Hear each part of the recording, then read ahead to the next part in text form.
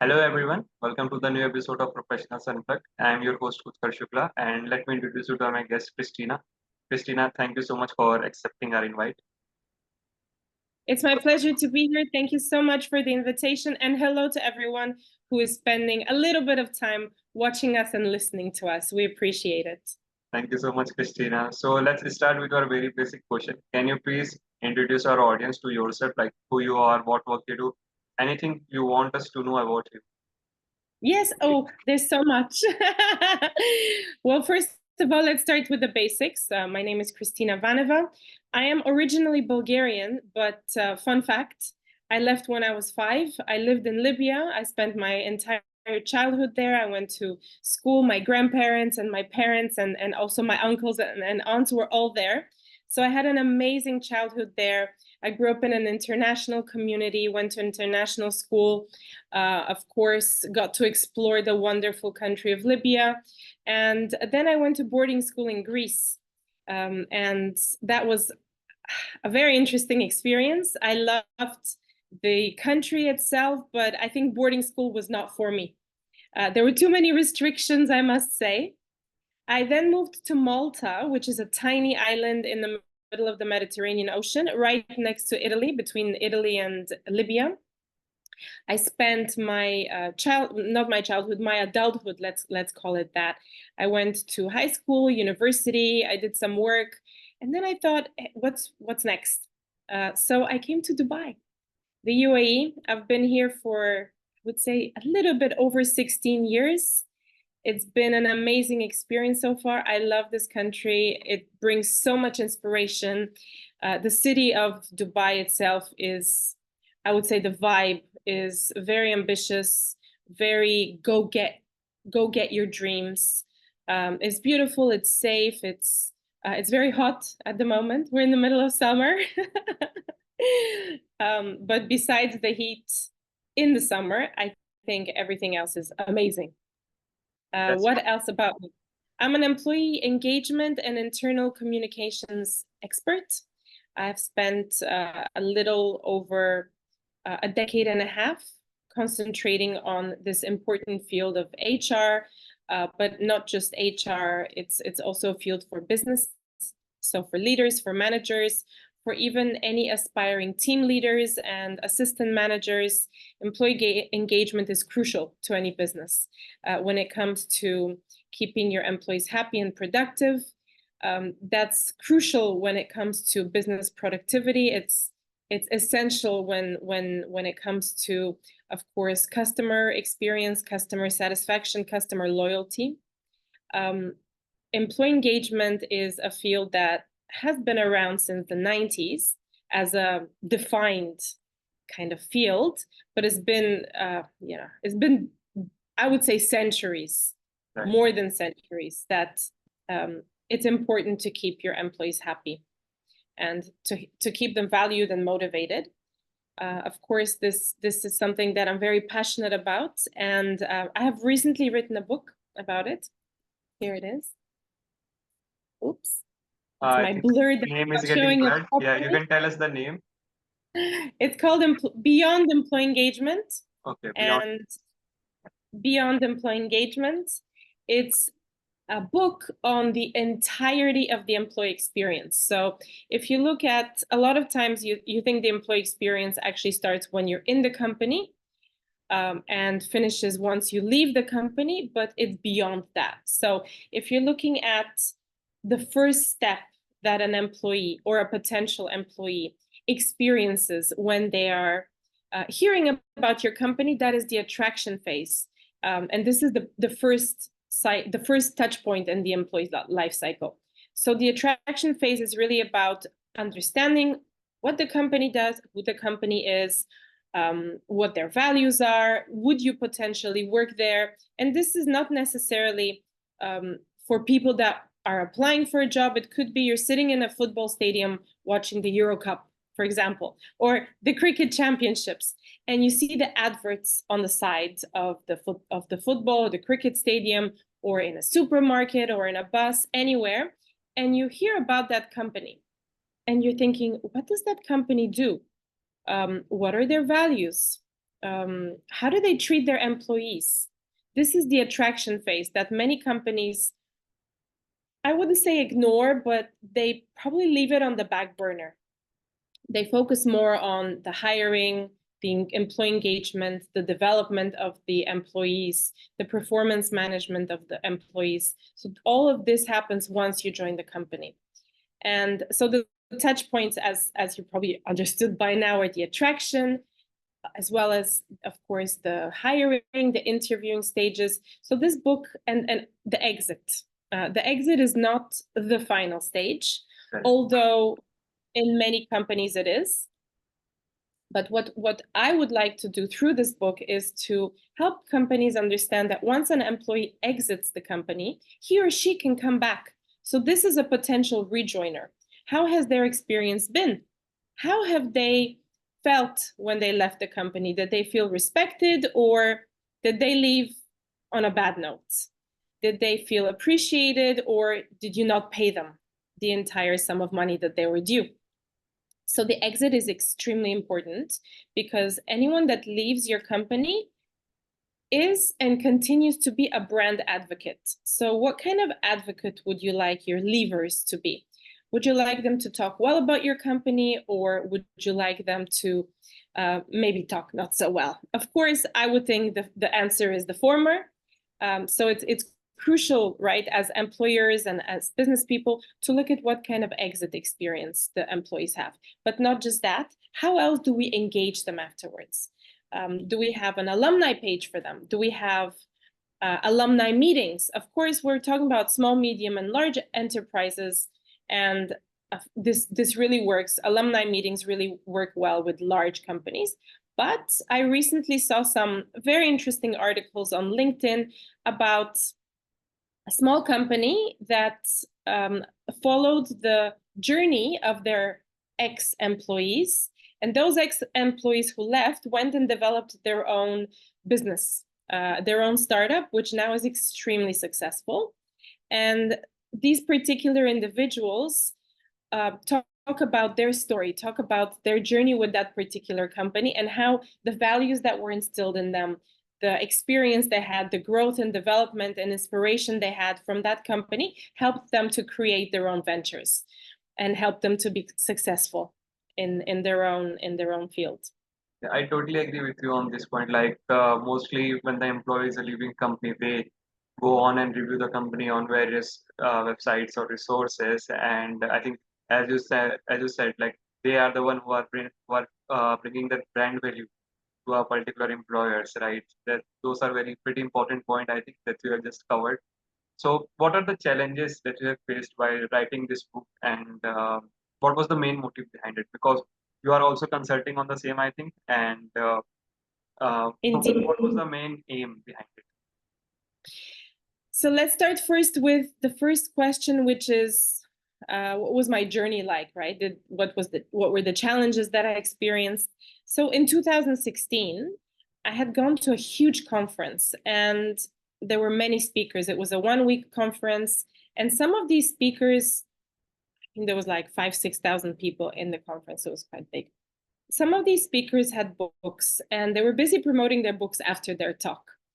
They were busy promoting their workshops, their one-on-one consultation sessions. And I, inspired by what they had to say, signed up for a couple of them. So I saw this interesting journey that an author could go through, and understood that it's not just writing about a book, but it's about what happens to the book once it's written. Do you market it? Do you promote it? Are you involved in giving talks about your book? Are you involved in workshops? Are you also creating learning experiences from the book? So it could be podcasts, it could be YouTube videos through a YouTube channel or any social media channel. It could also be a Udemy course, let's say a 6-hour course on Udemy. So there's so much room for growth for any author. And of course, you don't need to.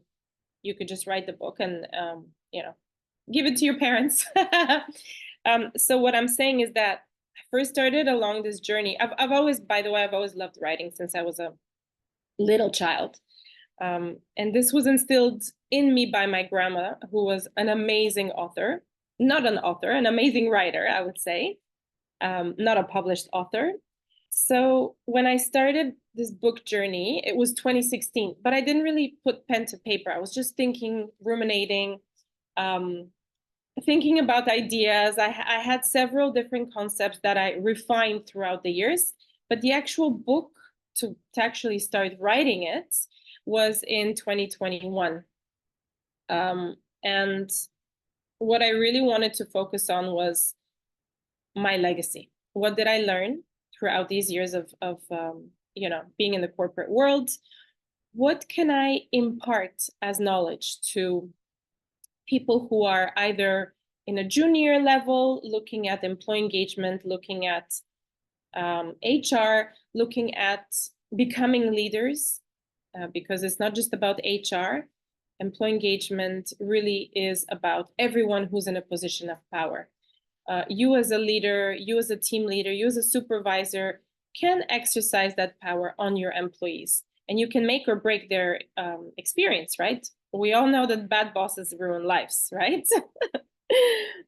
So I really wanted to help these readers and this audience to become better and to learn from my experience, maybe to get inspired from my experience. I worked in one of the largest hotels in the world, which is Atlanta's The Palm. And there I got to really hone this talent and hone this passion for connecting with people, creating joy, putting on amazing events and recognition ceremonies, and of course, internal communication, which is one of my biggest passions. What are some of the challenges that I faced with the book? Consistency, I would say. A lot of the times people talk about writer's block. I didn't have writer's block. I knew exactly what I wanted to write about. I had mapped out my chapters. I worked with a publishing house called Passionpreneur Publishing, and they have a very interesting template that kind of talks about how do you write your first couple of chapters, your introduction, your blueprint, how do you set the tone, and then the following chapters afterwards. What is the beginning part? How do you do the middle? And then how do you end and introduce the next chapter? So I followed this very helpful blueprint.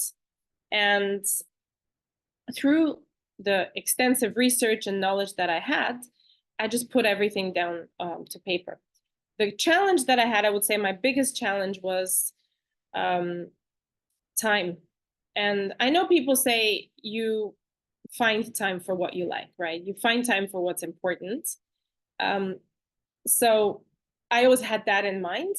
But with a full-time job, with a lot of other responsibilities and little distractions taking you away from maybe your top priorities, it wasn't as quick as I thought it would be. So I had a little bit of a pause, about a 1-year pause in between. But then last year, I really sat down and I spent 7-8 months really putting down pen to paper because I didn't put anything on. Well, I did put a lot of stuff on paper, but let's say keyboard to desktop. And then the next phase, which I think many people don't really think about, is the editing phase, the proofreading, and making sure that what you've written through your editing team is something that's obviously well written, interesting, maybe sensational if that's what you're going for. And that took a lot longer than I thought it would take. It took about 7-8 months. And I was blamed for being a perfectionist. It could be that this is one of the reasons. But I really wanted to do justice to this work. The book itself is quite substantial. It's about 250 pages long.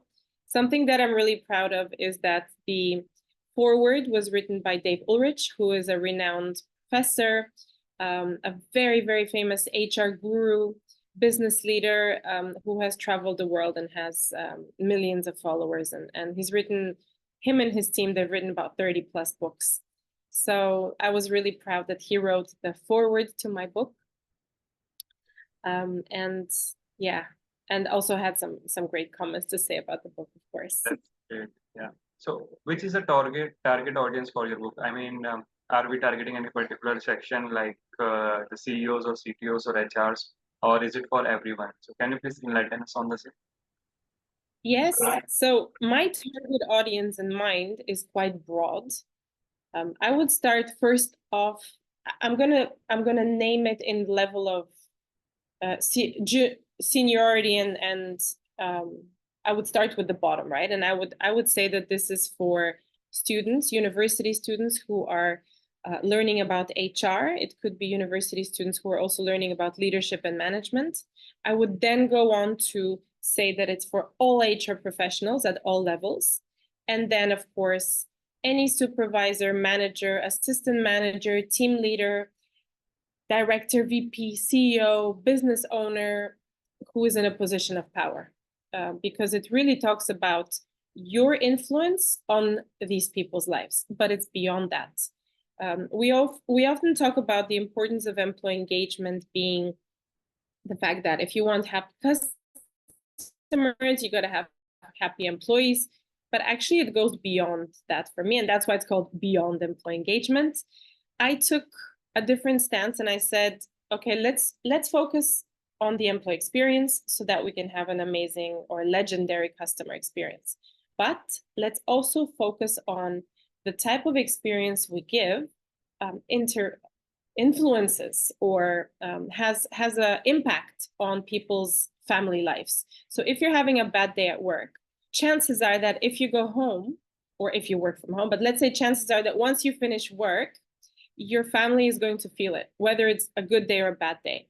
And if this happens, like we know with toxic workplaces, if this happens day in, day out for weeks and months, possibly even years on end, your family is going to be heavily impacted. But it's not just the family, it's your neighbors, it's your entire neighborhood. Think about large companies that employ thousands of people. Think about all these ripple effects that these thousands of people have on their families, on their neighborhoods, on their communities, and on society as a whole.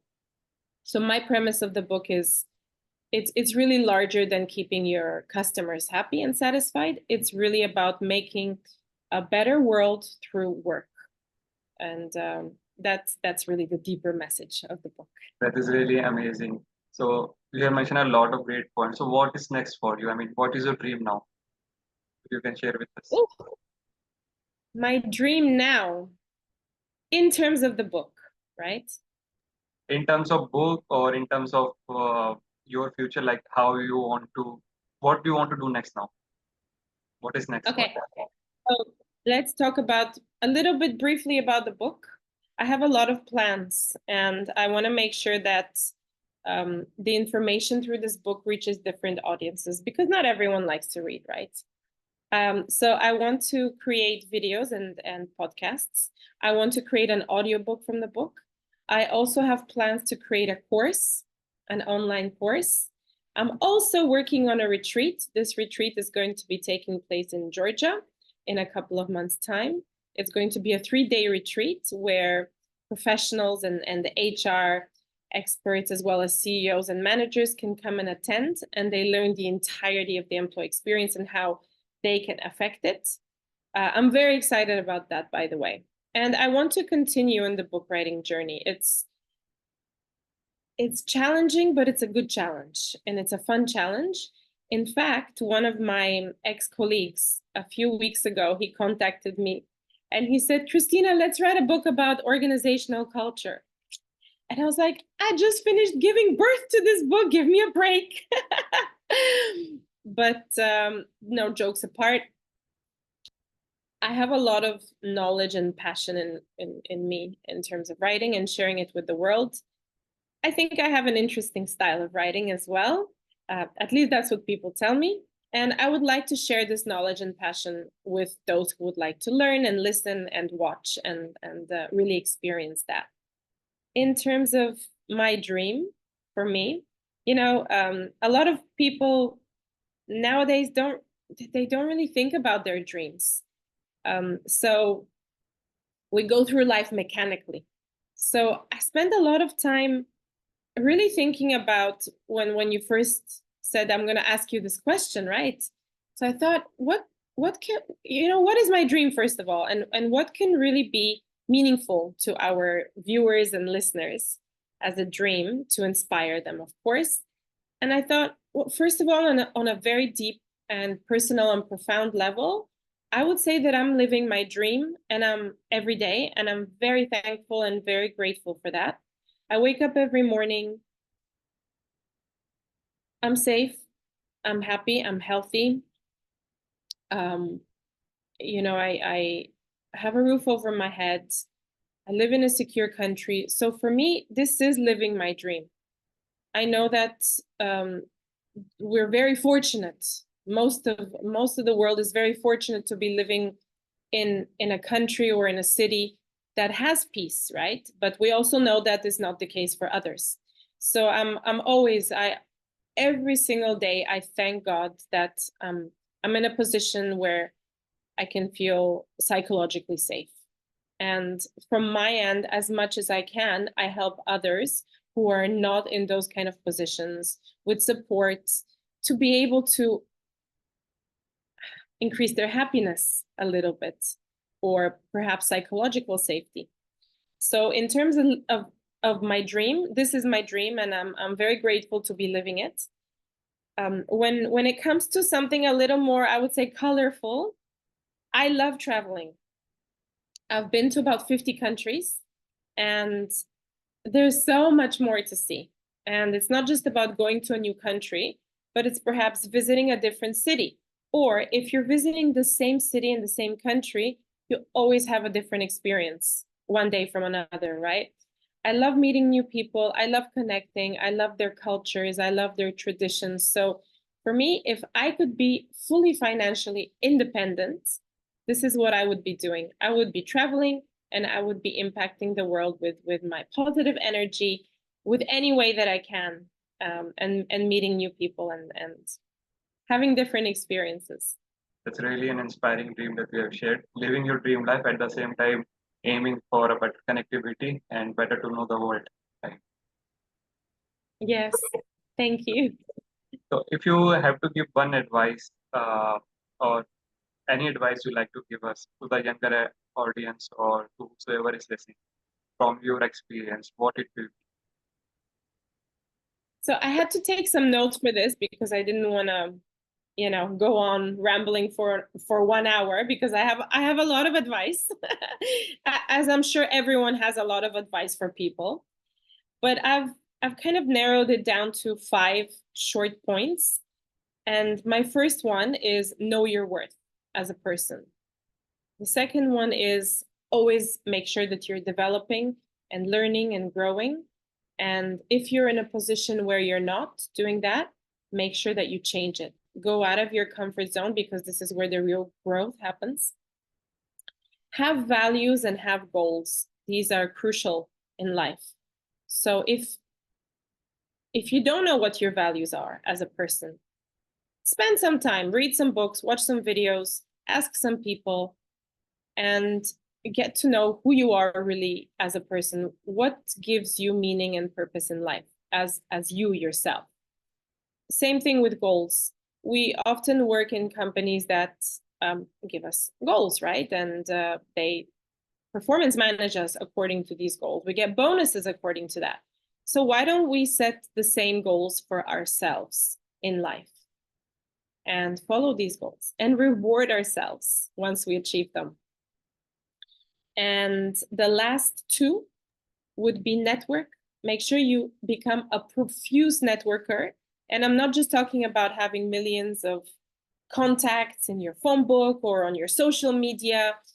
I'm talking about really networking with a purpose, with authentic connection. I'm very passionate about connecting with people authentically. And sometimes I would go to a networking event and I would see people going from one group to another. And by the end, they have like 30 business cards. For me, it's not about that. I might connect with 2, 3 people and have a longer conversation, because it's not about the quality, or it's not about the quantity of people, but it's really about the impact that you've had on the conversation, the impact they've had on your conversation. And so networking, always make sure that you network. It's very crucial. And the last one is look at your personal brand. How are you branded on social media? How are you branded in your community through your neighbors? How are you branded at work? Look at your reputation and how can you positively influence that reputation? And this ties it up to know your worth. What are your values? Who are you as a person? Sometimes we don't think about that when we're, teenagers or in our 20s, and maybe in our 30s we focus on other aspects. But let's not label ages or generations. Let's really focus on what is your personal brand telling about you, and what is your legacy, and how are you going to leave that? That's really great. I think That's my advice. yeah, I think you have sum up our great things at the end point by saying that you need to be branding yourself. That that can be called as a superset of all the 4 points. So you need to have those four in order to be at the fifth one. So thank you so much, Christina, for sharing your insights with us. I think this is the best point to end this podcast on the great advice from your end. So it was really a great experience talking to you, and you have shared a great journey. We can say all the best to you for your book. We will attach the link of that book in the description so that if anyone is interested, they will find that as well. And all the best for it. Thank you so much. It's been really a great pleasure. I appreciate the opportunity, and I hope that people really enjoyed what we had to talk about today. And even if there's one takeaway that they took away, that's, I think we've hit a home run, whatever that takeaway may be. Yeah. So That's the thank main you, point of and this goodbye. podcast. Yeah. Yes, goodbye to everyone, and see you guys again. Thank you.